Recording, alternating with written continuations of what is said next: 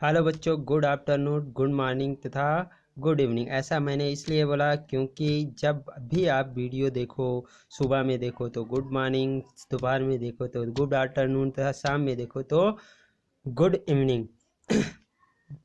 हमारे संधारित पाठ के दूसरे वीडियो में आपका स्वागत है। मैं केपीएस स्कूल से मुदित सर।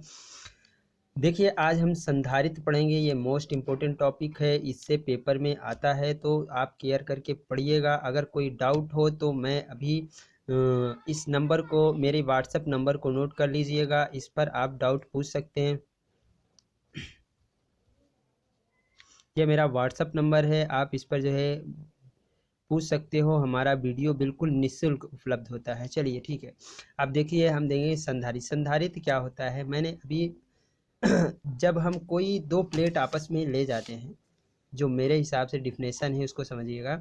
जब कोई दो प्लेट हम आपस में पास पास ले जाते हैं तो एक क्यू हो, एक प्लस होता है और एक माइनस होता है। एक पर प्लस आवेश होता है और एक पर माइनस आवेश होता है। हम दो प्लेट पास पास रह जाएंगे, देखिए दोनों समीप होंगे, इनका जो आवेश होगा आपस में बराबर होगा, यानी एक या तो लेकिन जो आवेश की मात्रा होगी वो प्लस और माइनस यानी विपरीत होगा। तो क्या कह सकते हो, संधारित्र किसी भी आकार के दो चालकों का युग्म है, यानी एक प्रकार का जोड़ा है जो एक दूसरे को समीप और जिन पर बराबर तथा विपरीत प्रकार का आवेश हो। ठीक है, ऐसा या अथवा करके आप बुक के हिसाब से डिफिनेशन है उसको देख सकते हो। ऐसा समायोजन, यानी समायोजन मतलब जोड़ा। ठीक है, ऐसा समायोजन जिसमें किसी चालक के आधार में परिवर्तन किए बिना उस पर आवेश की पर्याप्त मात्रा संचित की जा सकती है, संधारित्र कहती है। यानी जैसे मैं इसमें बिना आवेश दिए इसके संपर्क में लाने पर, यानी इसको जैसे आप ऊष्मा संचारित करते हो ना, इसमें ऊष्मा रहता है और इसमें ऊष्मा नहीं रहता है, अगर इसको हम इसमें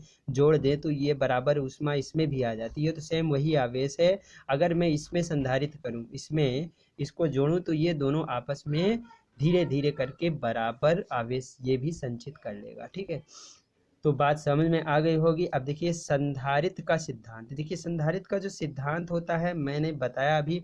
देखिए अगर कोई आवेशित चालक, जैसे समझ लीजिए अगर कोई आवेशित चालक है और कोई अनावेशित चालक है, यानी इसमें आवेश है इसमें नहीं है। ठीक है, बात समझिएगा।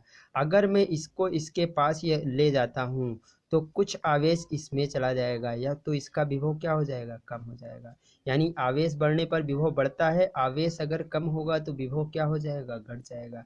तो इसमें आ जाएगा। इसी हिसाब से डिफिनेशन समझ लीजिएगा। यहाँ पर जो सिद्धांत का है, संधारित्र इस सिद्धांत पर कार्य करता है कि जब किसी आवेशित चालक के समीप एक अन्य आवेशित चालक रख दिया जाए तो आवेशित चालक का विभव कम हो जाता है। वही हमने अभी बताया आपको।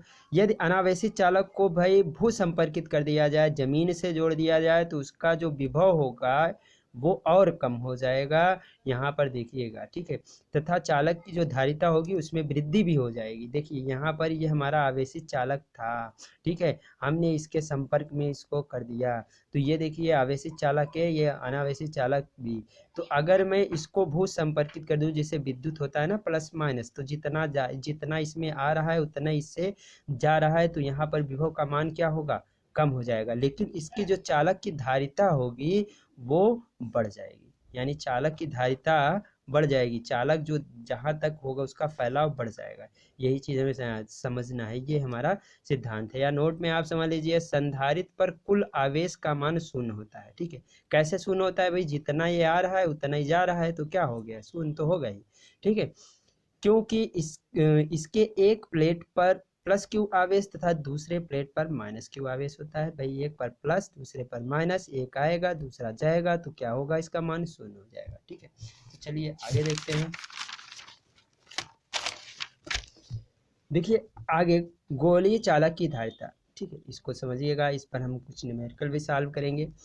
तो मैंने कहा यहाँ पर देख लीजिए, कोई प्लस गोलीय चालक है, मतलब इसके चारों तरफ आवेश संचित है, जिसकी त्रिज्या r है और इसमें प्लस क्यू आवेश हमने दिया हुआ है। ठीक है, तो आप कह सकते हो माना क्यू आवेश तथा r त्रिज्या का कोई गोलीय चालक हमने लिया हुआ है यहाँ पर। ठीक है, अब देखिए प्लस क्यू आवेश के कारण इस पर विभव होगा। हमने आपको बताया था प्लस क्यू आवेश के कारण जो हमारा विभव होता है v बराबर वो क्या था हमारा, के क्यू बटे आर होता था ना, या यहाँ पर मैंने पहले से ही लिख दिया हुआ है v बराबर के क्यू बटे आर। के हमारा क्या था, 1/4 पाई एप्सिलॉन नॉट का मान था। तो मैंने किया क्या, के स्थान पे वही मान रख दिया, तो हमें समीकरण 1 मिला है।